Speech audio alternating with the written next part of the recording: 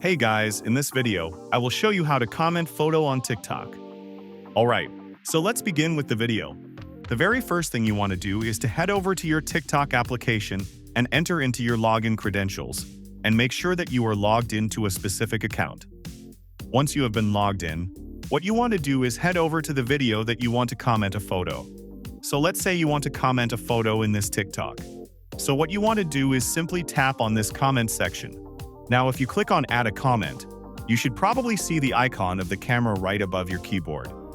If you have that option, then what you want to do is you simply have to tap on it, and then you have to click on the gallery. After that, select any of the photo that you want to comment on this TikTok.